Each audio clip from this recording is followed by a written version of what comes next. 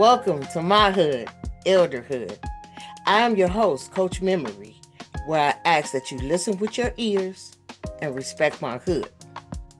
I'm a young elder that turned my knots into ties. Therefore, now I'm on a queen's clock. And like the game of chess, only queens can make certain moves.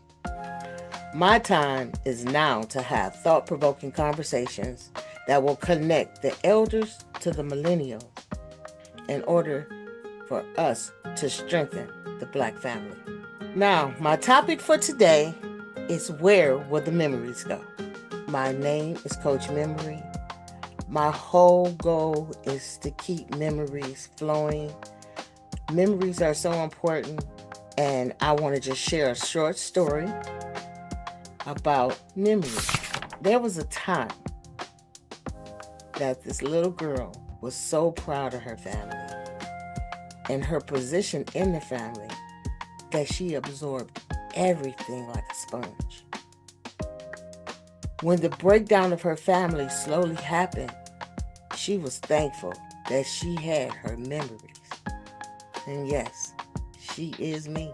Listening to the memories of the good old days by multiple elders, it was so important to hear because some people make a story larger than it was. Some people make it smaller. Some people add. Some people delete.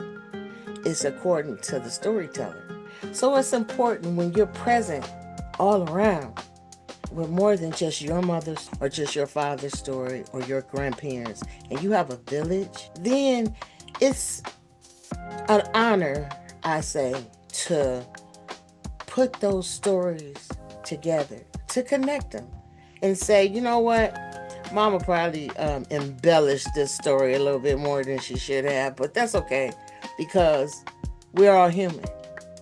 But I'm going to tell it like it is, T-I-E-S. I'm going to tell it like I heard the majority. That's all you can do. When you're putting a story together and you don't know, you wasn't there, you have to put, it's like a puzzle. Put the puzzle together if you care. And it's important for us to care now more than ever before because that's our superpower. That's our strength. It's strength in knowing where you come from, what the foundation looks like. So, listening to the memories is very important. Let them good old days be told over and over and over again. And jot it down. Don't just keep it in your memory bank, which we call our brain, because things happen. Life happens. There's no age protocol on death or getting sick or losing your memory. Not wishing it on anybody because I wouldn't wish that on my worst enemy, which I don't believe in having enemies. I have adversaries. I have, what's the word you want young folks use? I have ops. I like that better than enemies. That word just don't sit well in my spirit. But anyway, listen to the memories. You cannot let others tell your story. Stop being okay with people being out there telling the story of your family all willy-nilly. You cannot let you cannot let people that don't look like you tell you your story. You just can't. You have to be able to tell your own story. You have to be able to stand on your own foundation, on your own will, by your stories from your family. Now, me being an old soul, and I am an old soul, and I take pride in that. I'm a young elder, and as I become into my elderhood ship, becoming an elder, I hone in on one story, and I hone in on that one story with pride. See, you don't have to worry about the memory of what people are saying about your family if it's one story being told. Dispel the negative to positive by telling the truth. Change is good. It's good to change. Your family can't stay stagnant and be the same that they were in the 50s or the 60s or the 70s. You have to evolve. You have to change things, but you don't change the truth. You don't change the past. You don't change what has happened. That's something you cannot do. That's something you do not do. And that's why it's important to listen while the elders are here, so you know what is supposed to be written down, what is supposed to be told. And when you hear somebody telling a lie and not telling the truth about your family, you stop them respectfully and say, no, that's not how that happened. Let's all get together and let's discuss this, and let's have one story with pride. Dispel the negative to positive and tell the truth. Now, my greatest flex for me is my parents left this earth and I still said, yes, ma'am, no, sir. That's a flex for me. And they never heard me curse. That's just something that I take pride in knowing. I never cursed in front of them, and I always was very respectful because they deserved all the respect. They was not perfect parents. There's some things I wish they would have did, I wish they wouldn't have did. There's some things I wish I can ask them now, but they're gone. They are going on to another journey, to that whatever God placed them.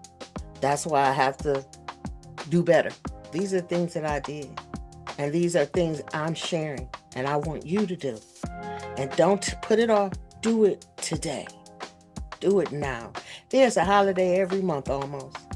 There's a reason to get together just out of GP, just to get together. You have to create a safe place to unpack your memories. If you don't, you will be a bag lady, a bag man, until you die. You know, people, Alzheimer's, dementia, just aging. It's not easy. I've seen it in multiple ways. And if you have a safe place to unpack your memories, you're lighter because you know they're safe. Get it now. Don't get it when it's too late. Don't get it later, because some things you just can't take back. Make it light on yourself. Sit back and absorb the fruits of your labor. It's okay. I'm going to tell your story. I'm going to keep you living. I'm going to keep you alive. And I'm going to keep that memory authentic. Now, I grew up with Black pride all around me. Black power all around me. And Black independence all around me. People mistake being pro-Black and Black pride as anti-white or hating somebody. The worst thing you could do is hate anybody. You don't have time for hate. It's too many things to do to hate. So when people say, you just so Black, you just so Black, I am. And I'm proud of it. Because I was brought up with what? Black pride, Black power, and Black independence. I don't hate anybody. Because I love me so much and love what I look like and those that look like me, it gives me the opportunity to learn about other people, to respect other people. It gives me the opportunity to learn who they are, their holidays, their traditions. Not in order for me to pick up their traditions. We done picked up enough because a lot was stolen from us. But just to appreciate. But I appreciate me first. I love me first. I want to know about me first. So there's nothing wrong with being Black and proud. And I want us to stop thinking that it is. We're supposed to be Black and proud. Everybody else is proud of who they are. Why not us? God touched our skin just like everybody else's. So I'm going to stay, and there's nothing wrong. Like I said, pro-black does not mean you're anti-anything, especially anti-white. And I think that misconception comes from knowing that pro-white has always meant anti-black. So it's automatically assumed that pro-black means anti-white. We are the most loving people, sometimes to a fault, F-A-U-L-T, but we are a loving people. So we don't look to do what was done. Now, integration. We're in my hood.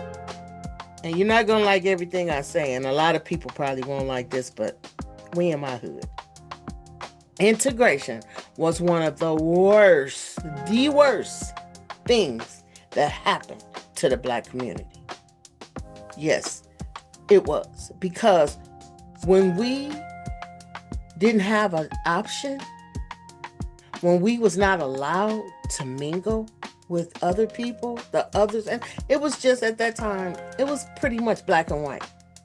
So when we wasn't able to go to their hospitals, to their schools, or ride on their buses, trains, and all the things that they had, that they had, we also had.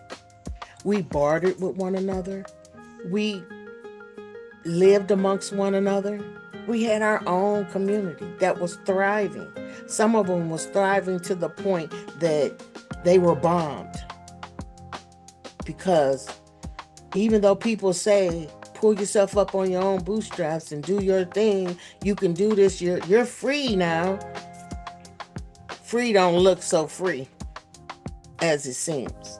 So, yes, integration, I think if we stayed together, if we knew the power that we had and the power our money has, we would be in a totally different place and space. So, in my opinion, integration should have looked different. And we gave up the fight. When we were segregated, we thrived. Okay. Self-hate. Self-hate is killing ourselves and killing our future. Now, when I speak of self-hate, it's a very sensitive conversation because it comes in so many forms and so many fashions that people don't even realize because it's so embedded in us to hate. The whole crabs in the barrel and the whole meritorious manumission. It's just like the whole Uncle Tom. And I'm going to say this right here and right now. And if you never hear anything else I say, please stop the whole Uncle Tom discussion. Uncle Tom was an honorable black man that did whatever he had to do to help other black people. That's why I say memories, and it's so important for you to understand that you have to remember history correctly. And if you don't know, don't go by what somebody else says. Uncle Tom was an honorable man that would pick the cotton with the blood. He would put it in other people's bags if he thought that they were going to get whipped and that they were going to come up short.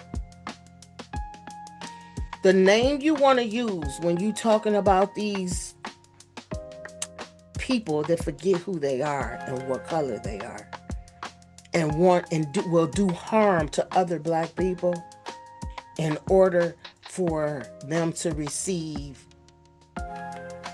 merits, I'll say, is a Sambo.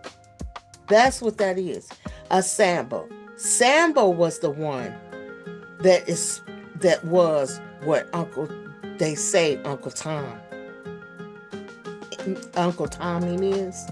So we have to change this. Each one teach one. Please share the information. Look it up.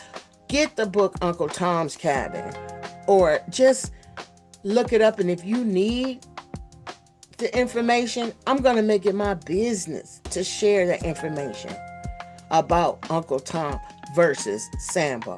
So when you hear people calling somebody an Uncle Tom because of something negative or something that they're doing, like a Clarence Thomas, that's a Sambo. He's not an Uncle Tom. He's a Sambo. Period. So let's change that narrative and let's start giving Uncle Tom his proper due flowers, if you will. He was not the one against us. He was for us.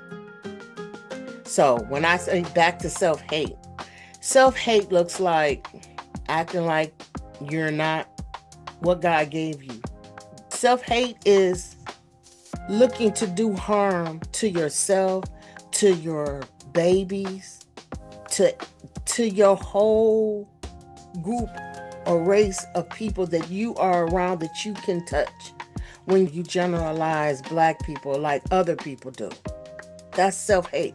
You cannot generalize us all because you might have had a bad experience. It's like a woman or a man that say, let's say a woman, I don't like black men because they talked about me when I was young and they didn't like me. So now that I'm on top, don't come for me now. You didn't deal with all black men. So why put everybody in a bowl and say all black men? Because depending on where you grew up, you might have been called a queen, or you might have been a princess. That you never know what it would have looked like if you lived in a different area. Areas matter. People's mindsets matter, and the way they were raised matter. So let's stop putting everybody into one bowl and saying we're all the same. We are not all the same.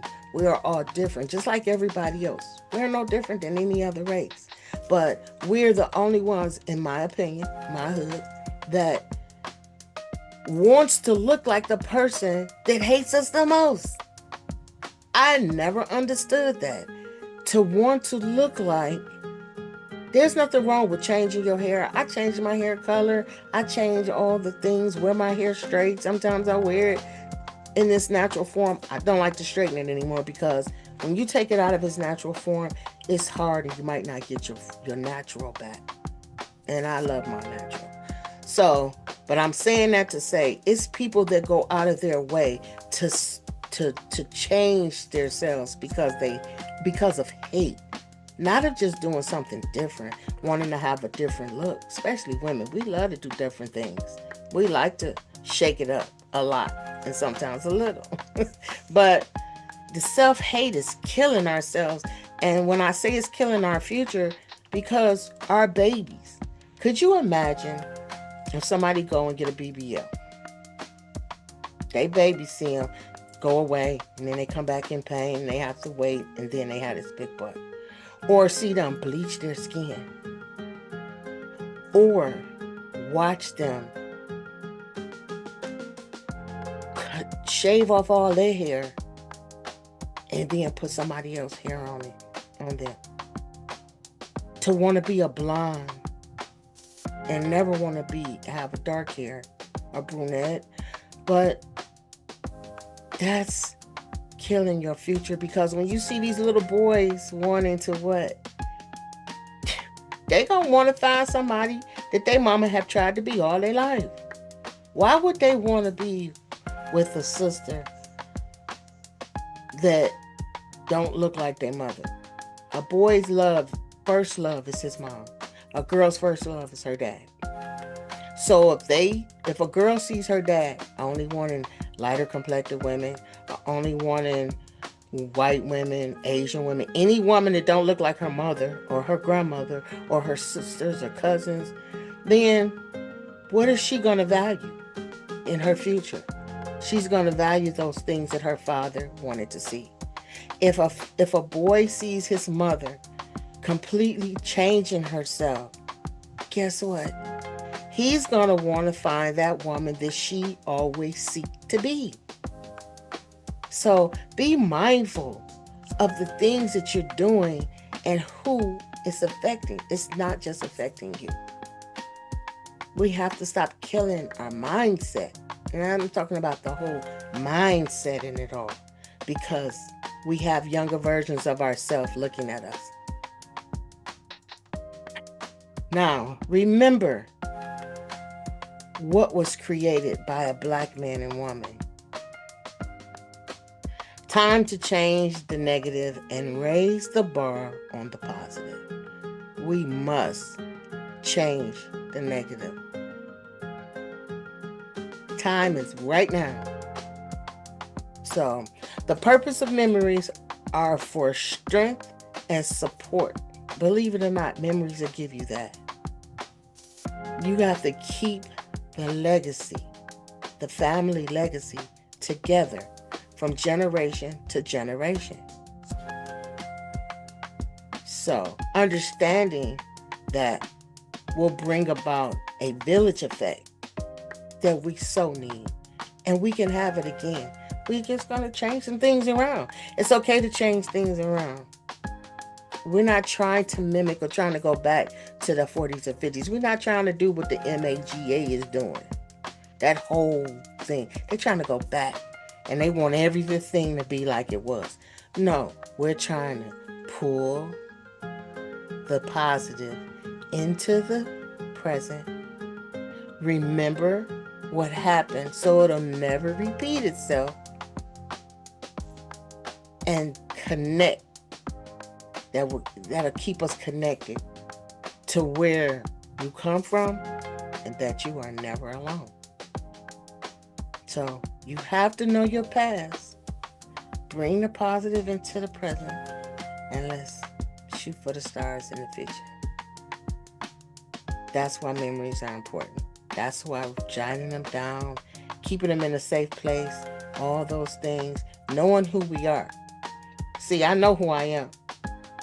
So I know when I color my hair for the summer because I'm feeling like fiery and I want to have some red in my hair. You won't ever see blonde in my hair, but that's just a personal, nothing attractive to me that I would ever want. But if you see me changing the color of my hair, it's not because I want to be. I just want something different. But I love the skin I'm in. And I love who I am. And I know who I am. And I'm still learning. And as I learn, I'm writing it down. I'm writing it down and I'm writing it down. So when I'm gone, my memory will still last.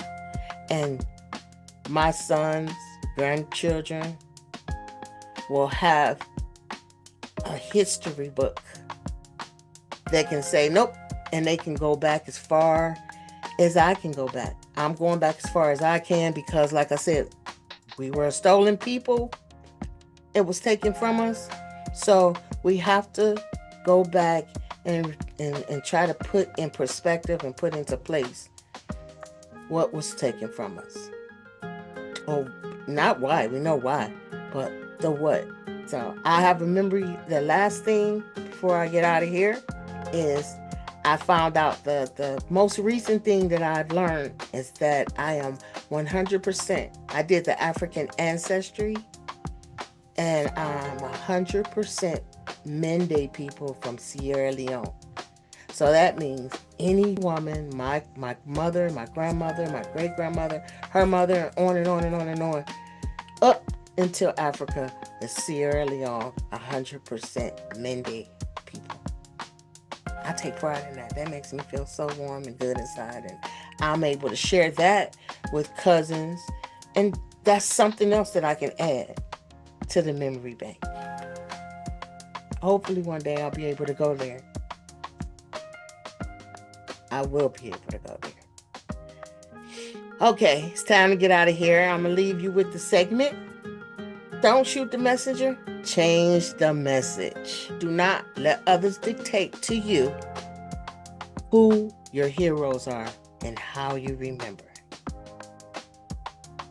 Don't take everybody's version of the truth and make it your own. That's it. Until next time, I leave you on the black hand side with positive energy, peace, and black pride. I want my knots and my ties to know that you are never alone. And if you don't have a connection to family, you do not. I am here to build community. You can book a one-on-one discovery call with me, Coach Memory, and we can discuss what the next steps look like.